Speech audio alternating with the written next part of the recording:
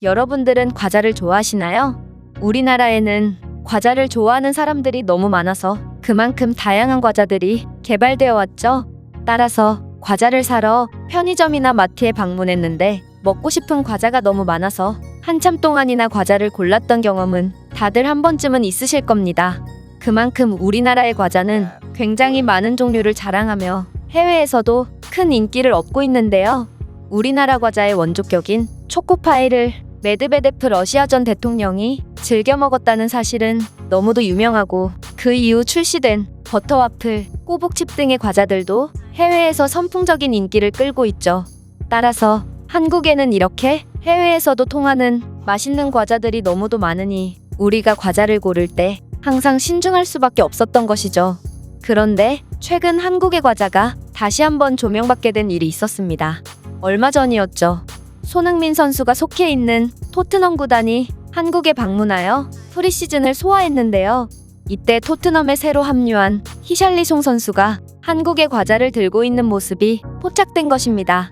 그는 칸초와 쌀 과자, 그리고 허니버터 아몬드를 챙겨서 이동하고 있었는데, 이 과자들은 한국에서 엄청난 인기를 얻고 있는 과자들이라 더욱 정감이 갔죠. 그런데 이 과자들 외국에서도 굉장한 호평을 받는 과자라는 점 알고 계셨나요? 특히 허니버터 아몬드는 석유 재벌 만수르가 즐겨 먹는 과자라고 알려져 굉장한 유명세를 치르기도 했죠. 그리고 쌀과자는 한국인의 소울푸드라고 봐도 무방할 정도로 쌀과자에 엄청난 중독성에 빠진 사람들이 많은데, 재밌게도 외국에도 쌀과자에 중독된 사람이 많다고 합니다. 아쉽게도 쌀과자는 중국산 제품과 한국산 제품이 섞여 있긴 하지만 브라질 출신인 히샬리송 선수가 소중히 간직하고 있는 것을 보면 확실히 맛은 있는 것 같습니다. 히샬리송 선수의 이러한 모습에 많은 해외 네티즌들이 불쌍한 히샬리송, 저 과자를 한번 손대면 멈출 수가 없단 말이야. 그는 곧 있을 경기에 과체중으로 출전하지 못할 거야. 나는 저 과자를 한국에서 먹어본 경험이 있어. 그 쌀과자는 초록색이 더 맛있는데 손흥민은 히샬리송에게 더욱 제대로 알려줬어야 했어. 히샬리송은 허니버터 아몬드를 영국으로 가져가서 맥주와 함께 먹어야 해. 그것은 환상적인 과자라고 등의 반응을 보이며 한국 과자에 대해 친밀감을 나타냈는데요. 사실 칸초는 그렇다 쳐도 외국인들이 쌀과자를 좋아한다는 것은 꽤나 놀라울 수밖에 없는데, 쌀과자는 우리나라 전연령층의 사람들에게 사랑받는 과자이지만 뭔가 젊은이나 외국인들이 싫어할 것 같은 인식이 있기 때문입니다. 하지만 한국의 이런 류의 과자들이 의외로 외국인들에게 인기가 많다고 합니다. 실제로 글로벌 커뮤니티만 봐도 약과 같은 과자에 관심을 갖는 외국인들을 흔히 볼 수 있죠. 또한 최근 히샬리송 선수의 한국 과자를 들고 다니는 모습을 보고 한 외국인이 자신이 좋아하는 한국 과자의 후기를 남겨 큰 화제가 되고 있는데요. 그렇다면 이 외국인이 어떤 글을 남겼는지 살펴보겠습니다. 히샬리송의 선택은 옳았다.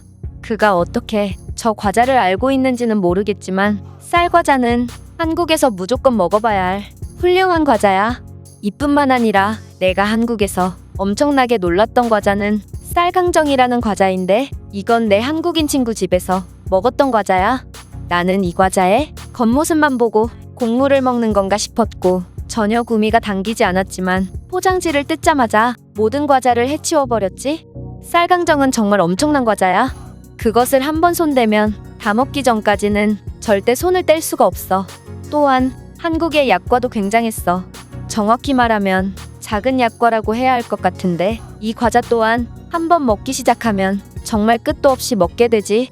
솔직히 나는 쌀강정보다 이 작은 약과가 더 그리운데, 쌀강정은 한인마트에서 쉽게 찾아볼 수 있지만 이 약과는 한 번도 못 봤거든.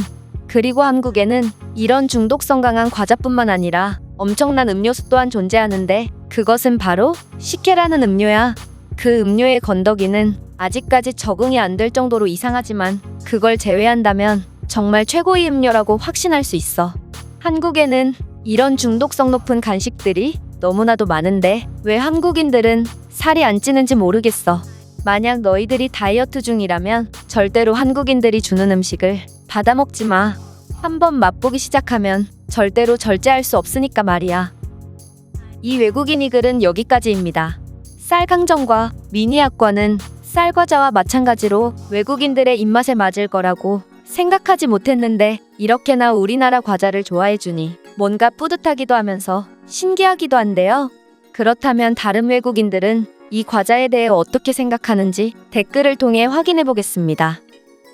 쌀강정은 정말 인정할 수밖에 없다. 처음에 나는 그것의 외관을 보고 추로스인 줄 알았지만 그것은 추로스와는 전혀 다른 매력을 가지고 있었다. 쌀강정 때문에 나는 항상 한인마트에 들르고 있지. 쌀강정을 초콜릿에 찍어 먹어보세요.